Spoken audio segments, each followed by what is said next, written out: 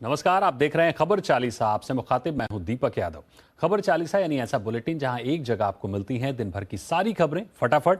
शुरुआत होगी कारोबार की खबरों से, फिर राजनीति। बुलेटिन के दूसरे हिस्से में होंगी राज्यों की बड़ी खबरें, स्पोर्ट्स, एंटरटेनमेंट के तड़के के साथ दुनिया जहान का हाल। तो शुरू करते हैं आज की खबर चालीसा। जून सीरीज की पहली वीकली एक्सपायरी के दिन बाजार नई ऊंचाई पर बंद हुआ। चौतरफा खरीदारी के बदौलत सेंसेक्स और निफ्टी दोनों करीब 1% के उछाल के साथ बंद हुए। इंट्राडे में निफ्टी ने जहां 15,700 के स्तर को छूने में कामयाब रहा, वहीं मिड कैप इंडेक्स भी रिकॉर्ड क्लोजिंग स्तर पर बंद हुआ। कारोबार के अंत में सेंसेक्स 383 अंक की बढ़त के साथ 52,232 के स्तर पर बंद हुआ। वहीं निफ्टी 114 अंक की मजबूती के साथ 15,690 के स्तर पर बंद हुआ। दिग्गजों के साथ साथ स्मॉल कैप और मिड कैप शेयरों में भी बड़ी खरीदारी हुई। निफ्टी का मिड कैप इंडेक्स करीब 1% मजबूत हुआ, जबकि स्मॉल कैप में 1.25% का उछाल आया। बाजार को रियल्टी और मीडिया शेयरों ने जमकर खरीदारी का फायदा मिला। निफ्टी का रियल्टी इंडेक्स 0.25% के उछाल के साथ बंद हुआ। निफ्टी के फार्मा इंडेक्स में 0.25% की मामूली गिरावट आई। बाकी सभी सेक्टर इंडेक्स हरे निशान में बंद हुए। सेंसेक्स पर टाइटन में सबसे अधिक खरीदारी रही और अब तक के रिकॉर्ड भाव पर पहुंच गया। बैंकिंग सेक्टर से भी बाजार को सहारा मिला। इंडसइंड बैंक को छोड़कर सेंसेक्स पर सभी स्टॉक्स में खरीदारी रही। रुचि सोया 10 प्रोडक्ट के साथ न्यूट्रास्यूटिकल वेलनेस सेगमेंट में एंट्री करेगी। इसके लिए कंपनी ने पतंजलि आयुर्वेद के साथ करार किया है। न्यूट्रेला और पतंजलि ब्रांड के तहत अपने प्रोडक्ट बेचेगी। इसे अगले 1 साल में लॉन्च करने की योजना है। इसमें vitamin B12, iron complex, zinc complex शामिल होंगे। कंपनी की vitamin D, C, daily active, weight gain, omega भी लॉन्च करने की योजना है। नूडल्स, ब्रेकफास्ट से जुड़े प्रोडक्ट बनाकर बेचने के लिए भी करार किया गया है। रुचि सोया का दावा है कि उसके सभी प्रोडक्ट्स में 100% शाकाहारी न्यूट्रिशन वाले हैं। कंपनी मैन्युफैक्चर्ड वॉल्यूम का 1% पतंजलि आयुर्वेद को रॉयल्टी देगा। Health wellness store, gym Patanjali exclusive store के जरिए बिक्री होगी। SII यानी सीरम इंस्टीट्यूट ऑफ इंडिया आने वाले दिनों में रूस की वैक्सीन स्पुतनिक वी का भी भारत में निर्माण कर सकती है। SII ने ड्रग कंट्रोलर DCGI से स्पुतनिक वी बनाने के लिए परीक्षण लाइसेंस की अनुमति मांगी है। आपको बता दें कि फिलहाल भारत में स्पुतनिक वी का निर्माण डॉक्टर रेड्डीज लैब कर रही है। स्पुतनिक वी को भारत DGCI ने इमरजेंसी इस्तेमाल के लिए मंजूरी दे दी है। रूस के टीके को आपातकालीन उपयोग प्राधिकरण प्रक्रिया के तहत 12 अप्रैल को भारत में रजिस्ट्रेशन किया गया था और रूसी वैक्सीन का इस्तेमाल 14 मई से शुरू हुआ था। स्पुतनिक वी अब तक 66 देशों में रजिस्टर्ड है। देश की सबसे बड़ी इंश्योरेंस कंपनी LIC के IPO का इंतजार जल्द ही खत्म होने वाला है। LIC के IPO लॉन्च करने में देरी ना हो, इसके लिए वित्त मंत्रालय ने इसके वैल्यूएशन की प्रक्रिया को फास्ट ट्रैक पर कर दिया है। मंत्रालय अभी LIC के एम्बेडेड वैल्यूएशन का आकलन कर रहा है। इस संबंध में रिपोर्ट 1 महीने के अंदर आने की उम्मीद है। इस मामले से जुड़े एक अधिकारी ने कहा है कि LIC का वैल्यूएशन हो जाने के बाद दीपम मार्केट कंडीशन को देखते हुए IPO लॉन्च करने का डेट तय करेगा। आपको बता दें कि केंद्र सरकार ने मौजूदा वित्त वर्ष के लिए विनिवेश के जरिए 1,75,000 करोड़ रुपए जुटाने का लक्ष्य रखा है। इस लक्ष्य को पूरा करने के लिए इस साल LIC का IPO बेहद जरूरी है। केंद्र सरकार ने राष्ट्रीय स्तर पर न्यूनतम मजदूरी तय करने के लिए एक प्रोफेसर अजीत मिश्रा की अगुवाई में एक विशेषज्ञ समूह का गठन किया है। फिलहाल अलग अलग श्रेणी के श्रमिकों के लिए न्यूनतम मजदूरी अलग अलग है।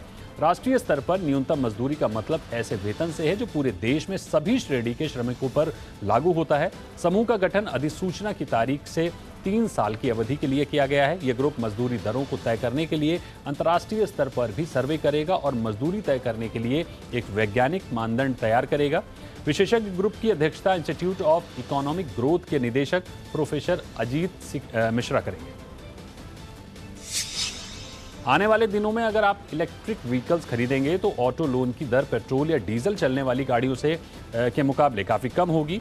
यह ऐलान किया है देश के दिग्गज बैंक HDFC बैंक ने। विश्व पर्यावरण दिवस से पहले HDFC बैंक ने कहा है कि क्लाइमेट चेंज से जुड़े प्रोडक्ट पर वो काम कर रहा है। बैंक ने कहा है कि इस तरह के तमाम प्रोडक्ट पर लोन की ब्याज दर कम रखी जाएगी। इसके अलावा बैंक ने अगले 10 साल में अपनी संस्था को पूरी तरह से कार्बन न्यूट्रल बनाने का भी ऐलान किया है। इसके लिए बैंक अपनी इलेक्ट्रिसिटी खपत का 50% रिन्यूएबल एनर्जी के जरिए इस्तेमाल करेगा और बैंक के दफ्तरों में रूफटॉप पर सोलर की संख्या बढ़ाई जाएगी। सोशल मैसेजिंग ऐप व्हाट्सएप की नई प्राइवेसी पॉलिसी को लेकर केंद्र सरकार ने दिल्ली हाई कोर्ट में हलफनामा दाखिल कर उस पर आपत्ति जताई है। केंद्र सरकार ने इस हलफनामे में बताया है कि व्हाट्सएप अपनी क्षमता का दुरुपयोग करके अपने यूजर्स पर दबाव बना रही है। सरकार का कहना है कि व्हाट्सएप बार बार यूजर्स को नोटिफिकेशन भेजकर प्राइवेसी पॉलिसी स्वीकार करने को कह रही है, लेकिन ऐसा करना भारतीय प्रतिस्पर्धा आयोग के 24 मार्च के आदेश के खिलाफ है। केंद्र सरकार की दलील है कि व्हाट्सएप यूजर्स पर प्राइवेसी पॉलिसी को थोपने के लिए तरह तरह के ट्रिक आजमा रहा है। केंद्र ने मांग की है कि कोर्ट नई प्राइवेसी पॉलिसी को लेकर भेजे जाने वाले नोटिफिकेशन के खिलाफ अंतरिम निर्देश दे। प्राइवेसी पॉलिसी को लेकर विवादों में घिरा व्हाट्सएप लगातार सफाई देता आ रहा है। पॉलिसी को लेकर व्हाट्सएप ने कहा है कि वो भारत सरकार को पहले ये ही आश्वासन दे चुके हैं कि यूजर्स की प्राइवेसी उनकी सर्वोच्च प्राथमिकता रहेगी। कंपनी ने कहा है कि वो एक बार फिर याद दिलाना चाहेंगे कि हाल ही में जो अपडेट हुए हैं इससे यूजर्स के पर्सनल मैसेज की प्राइवेसी में कोई बदलाव नहीं होगा। कंपनी ने यह भी कहा है कि वो आने वाले हफ्तों में व्हाट्सएप की कार्य क्षमता को सीमित नहीं करने वाले हैं, बल्कि यूजर्स को समय समय पर अपडेट्स के बारे में बताते रहेंगे। दक्षिण पश्चिम मानसून ने 2 दिन की देरी से आज केरल में दस्तक दे दिया है। केरल में मानसून पहुंचने के साथ देश में बारिश के 4 महीने के मौसम की शुरुआत हो गई। मौसम विभाग के महानिदेशक मृत्युंजय मोहपात्रा ने इसकी जानकारी दी। केरल में आमतौर पर दक्षिण पश्चिम मानसून 1 जून तक पहुंचता है। जानकारी के मुताबिक मानसून जब केरल से आगे बढ़ेगा तो 11 जून को महाराष्ट्र और तेलंगाना में दस्तक दे सकता है। वहीं 12 जून को इसके पश्चिम बंगाल और 13 जून को ओडिशा में पहुंचने का अनुमान है। सुप्रीम कोर्ट ने सीबीएसई और आईसीएसई से कहा है कि 12वीं के छात्रों को अंक देने की प्रणाली जल्द तय करें। दोनों बोर्ड ने आज कोर्ट को जानकारी दी। उन्होंने कोविड की स्थिति को देखते हुए 12वीं की परीक्षा आयोजित नहीं करने का फैसला लिया। कोर्ट ने इस पर संतोष जताया, लेकिन साथ ही ये भी कहा कि रिजल्ट में देरी ना हो ताकि छात्र आगे की पढ़ाई शुरू कर सके। सीबीएसई की ओर से पेश अटॉर्नी जनरल के वेणुगोपाल ने कहा कि 2 हफ्ते के भीतर छात्रों को अंक देने की ऑब्जेक्टिव प्रणाली तय कर ली जाएगी। तब तक के लिए सुनवाई को स्थगित कर दिया जाए। इसके साथ ही कोर्ट ने मामले को 2 हफ्ते बाद सुनवाई के लिए लगाने का निर्देश दिया। पीएम नरेंद्र मोदी आज सीबीएसई बोर्ड की 12वीं के छात्रों और अभिभावकों के साथ हो रही वर्चुअल बैठक में अचानक शामिल हो गए।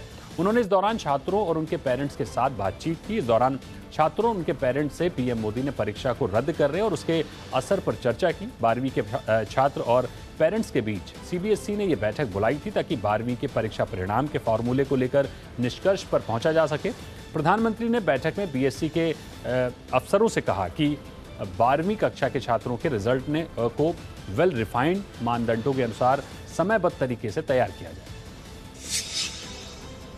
यूपी बोर्ड की 12वीं की परीक्षाएं रद्द कर दी गई हैं। सीएम योगी आदित्यनाथ और डिप्टी सीएम दिनेश शर्मा की के साथ हुई उच्च स्तरीय बैठक के बाद ये फैसला लिया गया। बैठक के बाद डिप्टी सीएम दिनेश शर्मा ने इसका ऐलान किया। बता दें कि इससे पहले सीबीएसई ने भी 12वीं की परीक्षाएं रद्द करने का ऐलान किया था। सीएम योगी ने इस फैसले का स्वागत किया था, जिसके बाद कयास लगाए जा रहे थे कि यूपी बोर्ड की परीक्षाएं भी रद्द की जा सकती हैं। डिप्टी सीएम ने बताया कि 10वीं कक्षा में जिस तरह नंबरों का फॉर्मूला रखा गया है वो ही फॉर्मूला 12वीं कक्षा के छात्रों के लिए अपनाया जाएगा। भविष्य में छात्र के पास रेगुलर परीक्षा में बैठने का विकल्प भी होगा। कोरोना की दूसरी लहर से सबसे ज्यादा प्रभावित रहे महाराष्ट्र में अनलॉक की प्रक्रिया शुरू हो गई है। अब आज उद्धव सरकार ने राज्य की 36 जिलों में से 18 जिलों में लॉकडाउन जैसी पाबंदियां हटाने की घोषणा की है। महाराष्ट्र सरकार ने कहा है कि जिन जिलों में पॉजिटिविटी रेट 5% से कम है वहां पूरी तरीके से अनलॉक करने का फैसला लिया गया है। रेस्टोरेंट्स, मॉल, गार्डन, थिएटर, फिल्मों की शूटिंग की इजाजत दी गई है। जिन जिलों में अनलॉक किया गया है उनमें औरंगाबाद, भंडारा, बुल्ढाना, चनातपुर, धुले, गोंदिया, जालना, लातूर, नागपुर, नांदेड़, नासिक, परभड़ी, ठाणे, वर्धा, वासीम, यवतमाल शामिल है। हालांकि मुंबई को रियायत के लिए अभी इंतजार करना होगा। यहां पर अनलॉक पर फैसला 15 जून के बाद लिया जाएगा। बीजेपी ने दिल्ली की केजरीवाल सरकार पर कोरोना काल में मौत के आंकड़े छुपाने का आरोप लगाया है। बीजेपी ने कहा है कि दिल्ली में कोरोना से जितनी मौतें हुई हैं उससे बहुत कम बताई गई हैं। बीजेपी प्रवक्ता संबित पात्रा ने कहा है कि दिल्ली के 3 नगर निगम में से 2 महीने के अंदर 34,750 डेथ सर्टिफिकेट जारी किए गए हैं। इतनी संख्या में डेथ सर्टिफिकेट जारी होने के बाद भी दिल्ली सरकार कोरोना से 9,916 मौत बता रही है। उन्होंने दिल्ली में हो रही मौतों की जांच की मांग की है। पात्रा ने कहा कि अरविंद केजरीवाल दिल्ली के घर घर में ऑक्सीजन की होम डिलीवरी कराने का वादा कर रहे थे, लेकिन अब वो ऑक्सीजन की जगह शराब की होम डिलीवरी करा रहे हैं। देश में कोरोना संक्रमण की दूसरी लहर का प्रकोप जारी है। अभी भी रोजाना करीब 1.25 लाख से ज्यादा नए मामले दर्ज किए जा रहे हैं। बीते 24 घंटे में 1,34,154 नए कोरोना केस आए हैं और 2,887 लोगों की वायरस से मौत हुई है। अच्छी बात यह है कि बीते 24 घंटे में 2,11,000 से ज्यादा लोग कोरोना से ठीक भी हुए हैं। फिलहाल देश में कोरोना के एक्टिव मरीजों की संख्या घटकर 17 लाख पर पहुंच गई है। देश भर में कोरोना की मृत्यु दर 1.18% है, जबकि रिकवरी रेट 92% से ज्यादा हो गया है। दिल्ली में पिछले 24 घंटों में कोरोना के 487 नए मामले सामने आए हैं। इसके बाद शहर में कोरोना संक्रमण की दर गिरकर 0.61% हो गई है। स्वास्थ्य विभाग की ओर से जारी आंकड़ों के मुताबिक पिछले 24 घंटे में 45 मरीजों की बीमारी से मौत हुई है और 1,058 लोग संक्रमण से स्वस्थ हुए हैं। इस दौरान कुल 80,046 टेस्ट किए गए हैं। ये लगातार चौथा दिन है जब राष्ट्रीय राजधानी में संक्रमण की दर 1% से कम दर्ज की गई है। दिल्ली में बुधवार को कोरोना वायरस संक्रमण के 576 नए मामले आए थे। मंगलवार को कोविड-19 के 623 मामले सामने आए थे और 62 लोगों की मौत हुई थी, जबकि संक्रमण की दर 1% से नीचे है। मध्य प्रदेश में 12 साल से कम उम्र के बच्चों के माता पिता को वैक्सीनेशन में प्राथमिकता दी जाएगी। तीसरी लहर में बच्चों के संक्रमित होने की संभावना के चलते ये अहम फैसला लिया गया है। मुख्यमंत्री शिवराज सिंह चौहान ने कहा है कि कोरोना वायरस के तीसरे वेव में अगर बच्चे संक्रमित होते हैं तो उनके माता पिता उनकी ठीक से देखभाल कर सकेंगे। ऐसे में छोटे बच्चों के अभिभावकों को प्राथमिकता से वैक्सीनेट करने का फैसला राज्य सरकार ने लिया है। इसके अलावा सीएम शिवराज ने कहा कि मध्य प्रदेश के छात्र छात्राएं बड़ी संख्या में विदेशों में शिक्षा ग्रहण करने के लिए जाते हैं। ऐसे में राज्य सरकार ने फैसला लिया है कि विदेश जाने से पहले उन्हें प्राथमिकता के आधार पर टीका लगाया जाए। कोरोना काल में कालाबाजारी, जमाखोरी और ओवर चार्जिंग करने वालों की अब खैर नहीं है। एनफोर्समेंट डायरेक्टरेट ने अपने सभी रीजनल हेड्स को लिखा है कि ऐसे सभी लोगों के खिलाफ मनी लॉन्ड्रिंग कानून के तहत मामला दर्ज करे। यानी अब लोकल एफआईआर के आधार पर पीएमएलए के तहत केस होगा। इस बारे में ईडी के रीजनल ऑफिस 30 जून तक हेडक्वार्टर को रिपोर्ट देंगे। दरअसल अस्पतालों की ओर से बेड का मनमाने रेट वसूलने और रेमडेसिविर की जमाखोरी की काफ़ी शिकायतें मिली हैं। ऑक्सीजन सिलेंडर की जमाखोरी और कालाबाजारी की भी शिकायतें हैं। बिना टेस्ट किए कोविड नेगेटिव सर्टिफिकेट देने वालों के खिलाफ भी पीएमएलए के तहत केस दर्ज होगा। उत्तर प्रदेश में योगी सरकार ने कल से सामुदायिक स्वास्थ्य केंद्रों और प्राथमिक स्वास्थ्य केंद्रों पर सामान्य रोगियों के लिए ओपीडी सेवाएं शुरू करने की घोषणा की है। इसके लिए स्वास्थ्य विभाग के सभी जिलों को निर्देश दिया है। आदेश के अनुसार जिला अस्पतालों में मरीजों के ऑपरेशन भी उचित देखभाल और सावधानी के साथ शुरू किए जाएंगे। सभी स्वास्थ्य केंद्रों पर फीवर क्लिनिक होगा। बुखार, इन्फ्लुएंजा जैसी बीमारी वाले मरीजों को दूसरे मरीजों से दूर रखा जाएगा। वहां भी कोविड-19 स्क्रीनिंग की व्यवस्था की जाएगी। नीति आयोग ने सतत विकास के लक्ष्यों पर अपनी तीसरी रिपोर्ट 2020-21 जारी कर दी है। सस्टेनेबल डेवलपमेंट गोल नाम की इस रिपोर्ट में राज्यों और केंद्र प्रशासित क्षेत्रों की सामाजिक और आर्थिक प्रदर्शन का आकलन किया जाता है। इस बार की रिपोर्ट में केरल टॉप स्थान पर रहा है, जबकि बिहार का प्रदर्शन सबसे खराब रहा है। झारखंड की स्थिति भी अच्छी नहीं है और वो बिहार से ऊपर है। 5 टॉप परफॉर्मर राज्यों की लिस्ट में केरल पहले, दूसरे नंबर पर हिमाचल प्रदेश और तमिलनाडु, तीसरे नंबर पर आंध्र प्रदेश, गोवा, कर्नाटक और उत्तराखंड है, जबकि चौथे नंबर पर सिक्किम और 5वें नंबर पर महाराष्ट्र है। केंद्र सरकार ने टीईटी यानी teacher eligibility test qualifying certificate की वैलिडिटी पीरियड 7 साल से बढ़ाकर लाइफ टाइम कर दिया है।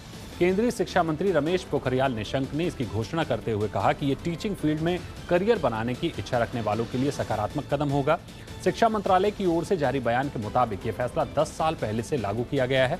यानी इन वर्षों के दरमियान जिनके भी प्रमाण पत्रों का पीरियड पूरा हो चुका है वो भी अब शिक्षक भर्ती परीक्षा के लिए एलिजिबल हो जाएंगे।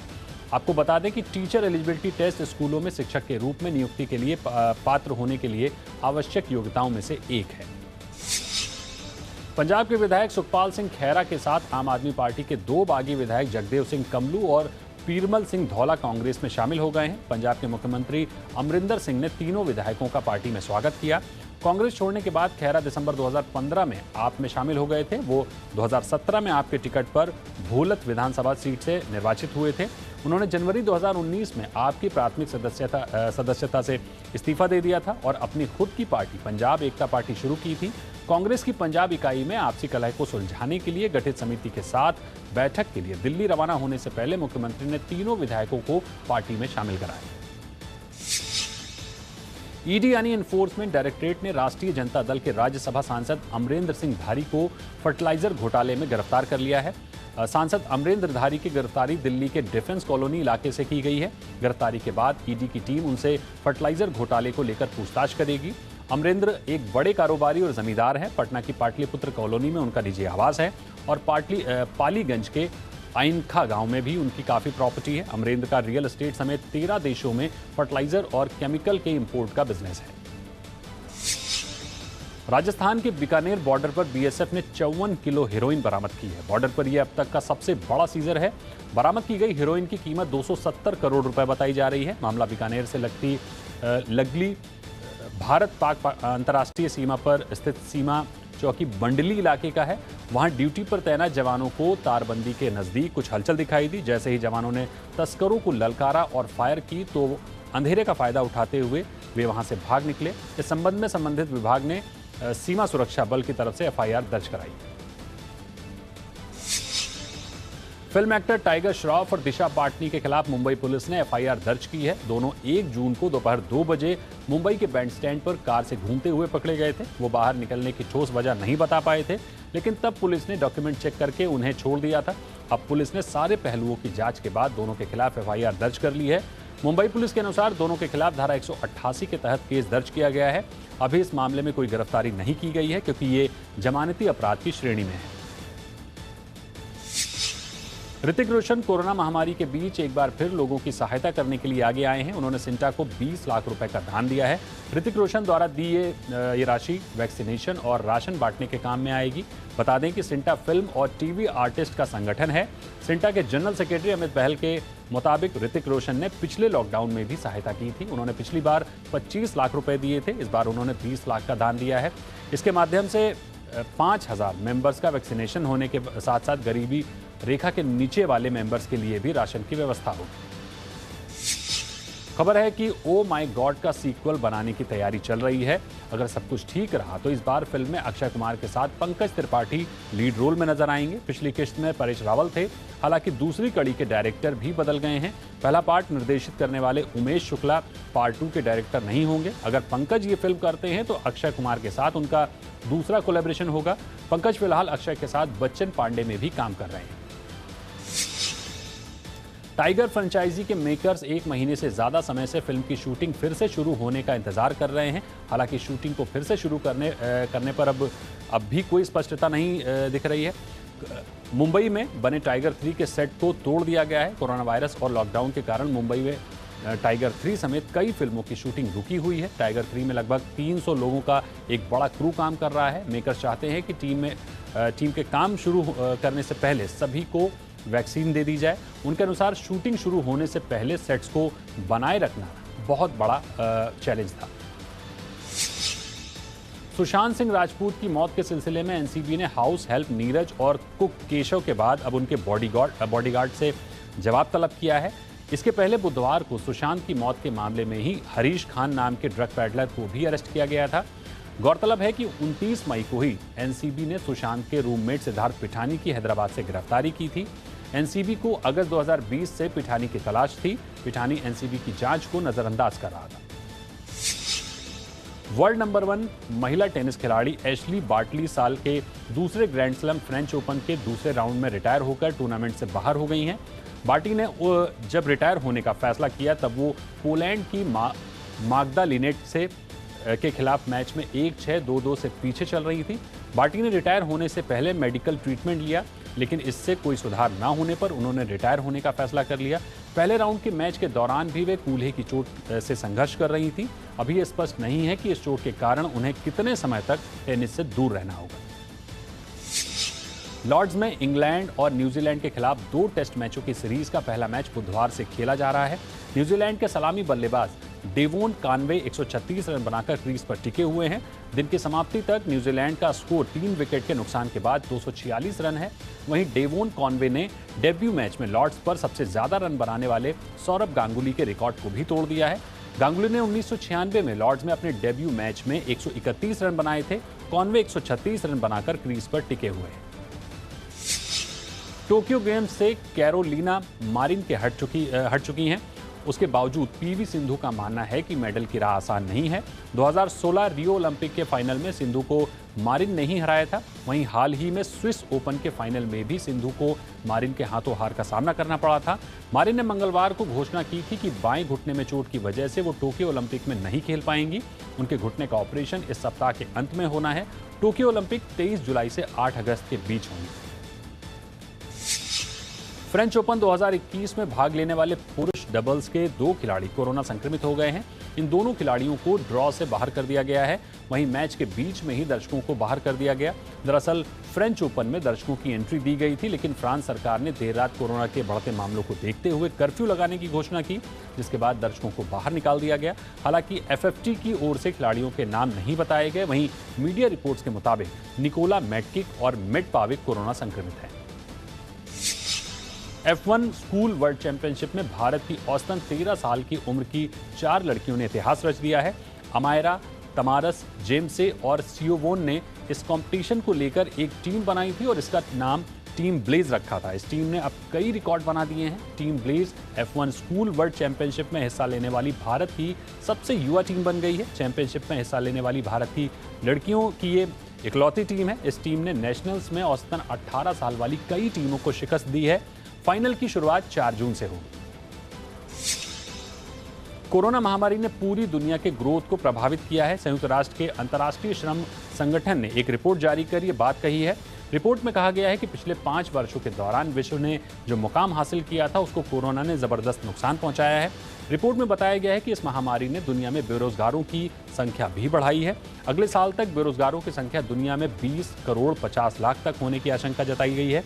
रिपोर्ट में कहा गया है कि रोजगार के अवसरों में होने वाली बढ़ोतरी आने वाले 2 वर्षों में भी इस नुकसान की भरपाई नहीं कर सकेगी। संयुक्त राष्ट्र शरणार्थी एजेंसी यान UNHCR ने एशिया प्रांत क्षेत्र में फैली कोरोना महामारी को लेकर चेतावनी दी है। एजेंसी का कहना है कि महामारी के बीच इन देशों में कोरोना वैक्सीन की काफी कमी देखी जा रही है। इसके लिए आपूर्ति को सुनिश्चित करना बेहद जरूरी है। यूएन एजेंसी के प्रवक्ता आंद्रेज महेचिच ने कहा है कि विश्व में विस्थापित हुए लोगों का एक बड़ा प्रतिशत एशिया प्रांत क्षेत्र में रहता है। इसके बाद भी इन देशों में कोरोना वैक्सीन की खुराक बेहद कम संख्या में पहुंची, जो नाकाफी है। UNHCR ने सही तरह से वैक्सीन के वितरण के चलते इस महामारी पर काबू पाया जा सकता है।